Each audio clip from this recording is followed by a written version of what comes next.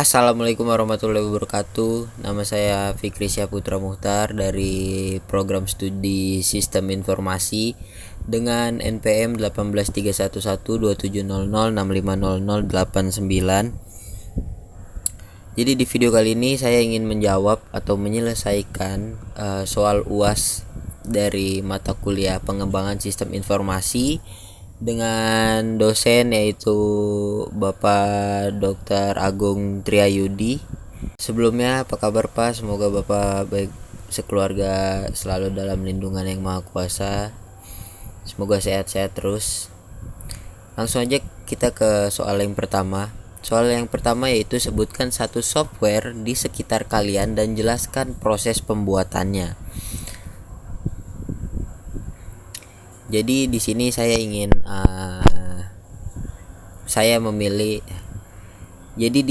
memilih software yaitu Adobe Premiere Pro CC karena memang saya hampir setiap hari menggunakan aplikasi ini, software ini. Lebih tepatnya Pro CC 2015. Seperti yang kita tahu, Adobe Premiere Pro ini adalah software penyunting video atau audio non-linear yang dikembangkan oleh Adobe System. Jadi Adobe Premiere Pro ini adalah software penyunting video yang biasa dipakai oleh kalangan-kalangan profesional. Contoh saja seperti BBC menggunakan Adobe ini, terus The Tonight Show menggunakan Adobe ini, dan juga sering digunakan dalam film-film, contohnya itu Dust to Glory, Captain Abu Raid, dan Superman Returns yang sangat terkenal. Dan Adobe Premiere Pro ini mempunyai 45 efek untuk video,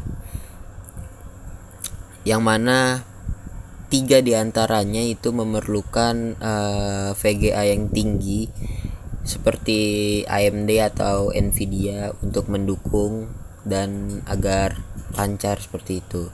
Dan kalau kita bicara tentang proses pembuatannya, kalau berbicara tentang proses pembuatan software ini, tentu pembuatan software itu sama seperti software-software lainnya. Ada beberapa tahap, ada beberapa langkah. Yang pertama yaitu planning atau perencanaan. Di sini adalah fase di mana kita menentukan bagaimana kedepannya, apa yang ingin kita buat dan apa tujuannya kita membuat satu software ini. Dan yang kedua kita masuk ke langkah yaitu desain, dan di sini kita tahap untuk mendesain bagaimana desain yang menarik, fitur yang menarik, apakah dapat mengundang banyak orang untuk menggunakan software kita, seperti itu. Dan tahap ketiga yaitu scripting atau pemrograman. Dan di sini pemrograman adalah tahap merealisasikan ide-ide, lebih tepatnya. Jadi ide-ide yang kita tuangkan di planning dan kita tuangkan di desain. Nah, di sini kita realisasikan yaitu di pemrograman. Selanjutnya itu ada testing atau uji coba. Setelah kita melakukan pemrograman, kita harus melakukan testing atau uji coba, baik kita sendiri yang mencobanya atau orang lain yang kita suruh untuk mencobanya. Apakah fitur-fitur kita sudah menarik, apakah aplikasi yang kita buat ini user friendly dan sejenisnya. Yang selanjutnya setelah kita melakukan uji coba dan lulus uji coba, kita harus melakukan promotion atau promosi. Kita bisa promosi ke mana saja. Kalau sekarang karena memang sudah lebih canggih dan sudah lebih mudah, kita bisa promosi ke sosial media, terus ke Play Store, terus ke internet, semuanya kita bisa promosikan. Dan langkah yang terakhir adalah maintenance atau pemeliharaan. Ada satu pepatah bilang lebih sulit untuk mempertahankan daripada untuk mencapai sesuatu hal. Dan maintenance ini menurut saya adalah tahap yang paling sulit karena kita harus memelihara software yang sudah kita bangun. Dan pemeliharaan di sini juga itu termasuk di dalamnya yaitu kesegaran situs, kesegaran software Anda, sering-sering update, dan kita harus menjaga dari hacker ya, seperti itulah. Dan kita masuk ke soal nomor 2. Soal nomor 2 yaitu berikan contoh real rencana implementasi sistem.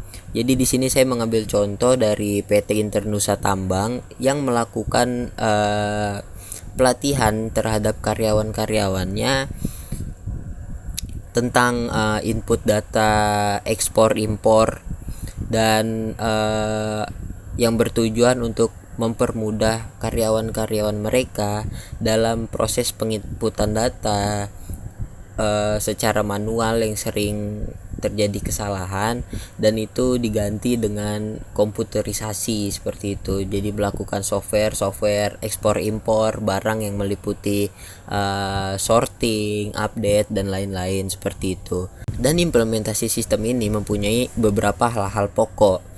Yang pertama adalah persiapan tempat. Persiapan tempat ini terdiri dari perencanaan fisik dan fasilitas. Dan yang kedua adalah pelatihan personil. Pelatihan personil dilakukan untuk meningkatkan keterampilan dan kemampuan personil serta memudahkan penerimaan mereka terhadap sistem baru.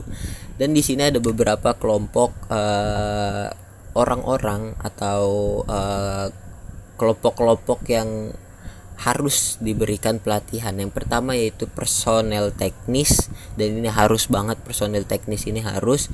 Yang kedua adalah pegawai, yang ketiga ada manajer umum, dan yang terakhir adalah orang luar perusahaan. Dan di dalam pelatihan ini itu terdapat aspek-aspek lagi juga. Yang pertama adalah program pelatihan. Pelatihan ini dapat dilakukan secara tutorial atau kelas yang meliputi 1 pelatihan in-house, 2 pelatihan yang disediakan vendor, dan yang ketiga adalah pelatihan jasa luar. Aspek yang kedua yaitu teknik dan alat bantu pelatihan. Yang pertama adalah teleconferencing, yang kedua adalah perangkat lunak pelatihan interaktif, dan di situ ada perangkat-perangkat yang dibutuhkan itu ada seperti CBT atau computer based training, ada audio based training, ada video based training, ada video optical disc. Yang ketiga ada pelatihan dengan instruktur, yang keempat ada pelatihan magang, yang kelima ada manual prosedur, yang keenam ada buku teks. Dan buku teks ini diperlukan untuk berjaga-jaga, sehingga pada pelatihan selanjutnya untuk karyawan baru tidak perlu memanggil instruktur lagi karena sudah ada data-datanya di buku teks, seperti itu. Dan kita masuk ke nomor 3 yaitu jelaskan prosedur untuk meningkatkan maintainability. Dan di sini saya mendapatkan 7 prosedur untuk meningkatkan maintainability. Yang pertama adalah menerapkan SDLC dan SWDLC. Yang kedua adalah menspesifikasi definisi data standar. Yang ketiga menggunakan bahasa pemrograman standar. Yang keempat merancang modul-modul yang terstruktur dengan baik. Yang kelima mempekerjakan modul-modul yang sudah tidak terpakai. Jadi yang sudah tidak terpakai itu jangan dibuang, soalnya bisa digunakan kembali. Yang keenam mempersiapkan dokumentasi yang jelas, terbaru dan komprehensif, dan dokumentasi ini sangat penting karena itu menjadi history untuk ini maintainability ini. Dan yang terakhir adalah menginstall perangkat lunak, dokumentasi dan soal-soal tes di dalam Central Repositor System CASE atau CSM. Dan kita masuk ke soal nomor 4 yaitu jelaskan perbedaan antara real time processing dengan online processing. Jadi kalau real time processing dan online processing ini yang lebih menonjol perbedaannya adalah di waktunya, di lamanya proses ini. Nah, real time processing ini adalah mekanisme pengontrolan perekaman data, pemrosesan yang sangat cepat, yang hasil outputnya itu bisa keluar bahkan di waktu yang sama gitu. Nah, perbedaan antara real time processing dan online processing ini yang sangat terlihat jelas adalah pada waktu pemrosesannya. Kalau real time processing itu bisa lebih cepat daripada online processing. Kalau online processing itu biasa memakan waktu itu sepersekian detik sampai menit. Tapi kalau misalnya online processing ini dia hanya memerlukan waktu 1/100 detik bahkan 1/1000 detik. Jadi perbedaannya itu yang paling menonjol adalah pada sisi pemrosesan. gitu, waktu pemrosesan. Oke, selanjutnya kita masuk ke soal nomor 5, yaitu jelaskan penggunaan software ini, software Capability Maturity Method atau CMM.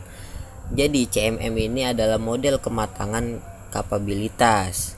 Nah, ini adalah suatu model kematangan kemampuan proses yang dapat membantu pendefinisian dan pemahaman proses-proses satu organisasi.